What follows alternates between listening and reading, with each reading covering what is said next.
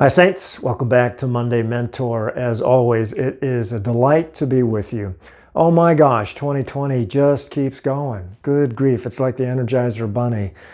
We've had COVID, we've had all this catastrophic stuff go on, and now these crazy wildfires up and down the West Coast. I mean, Southern Cal, where I'm at, it's apocalyptic outside. It's dark, and I mean, you're just waiting for the zombies to come out. It just seems like we're in the end of the age, and maybe we are.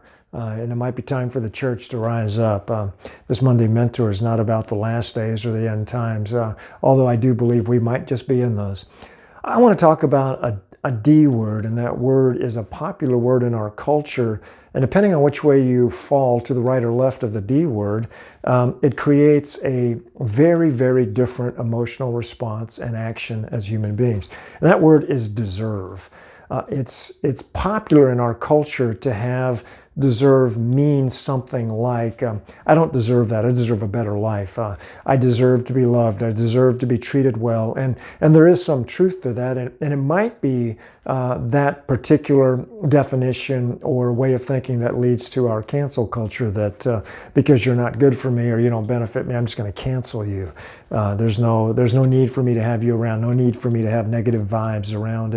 And there is some truth to that. Surely you don't want to be around toxicity in a way that takes you out or down. But at the same time, that isn't biblical love. So on one side of deserve is this sense that I deserve better. And that leads to expectations. And you know what I think of expectations. They are premeditated disappointments.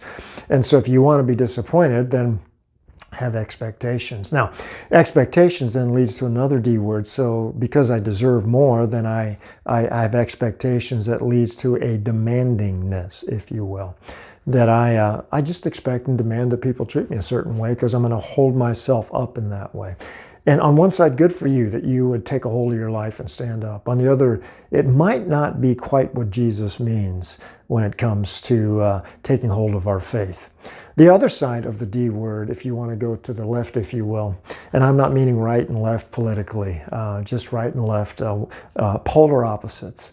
So if you go to the left of deserve, we've established our worth and made it, and we made ourselves special. On this side, on the other, is that I'm worth less. I'm very undeserving, and because I'm undeserving, I'm not worth anything. And so then I don't matter. So then that leads to discouragement and depression and then despair. So we have on one side demandingness, and then on the other we have despair. We live in the middle of that. The believer, the son and daughter of God, is called to live another D word, and that word is delight.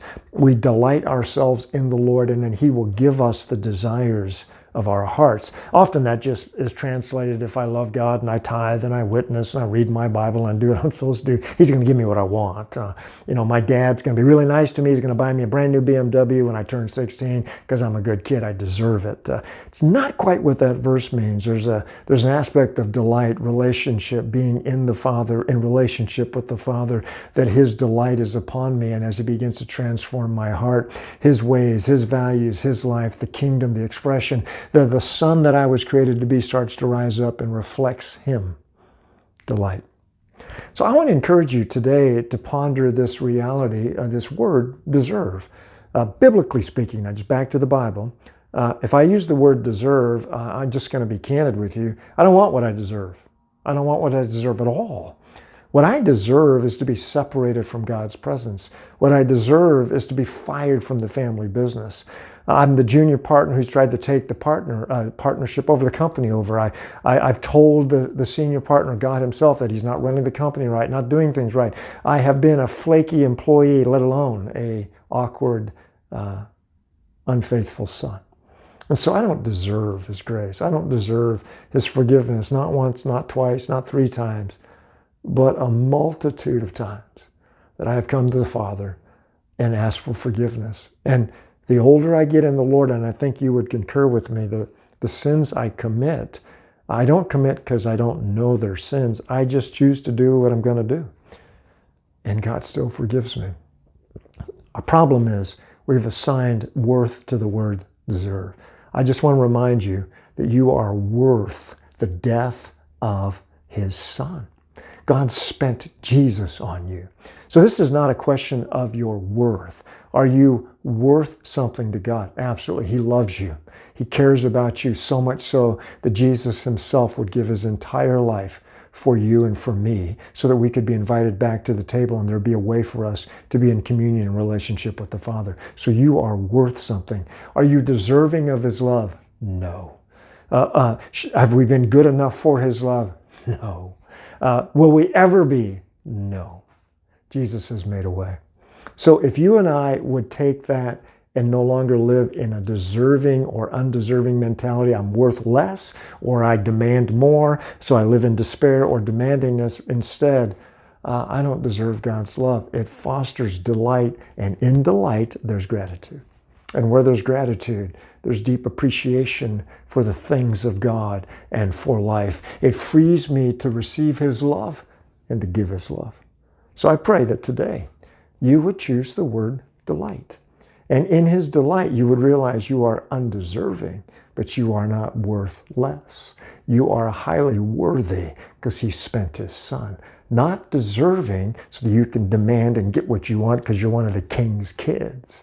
Oh, you are a child of the king. But that king came and sent his son, who came not to be served, but to serve and to give his life a ransom for many.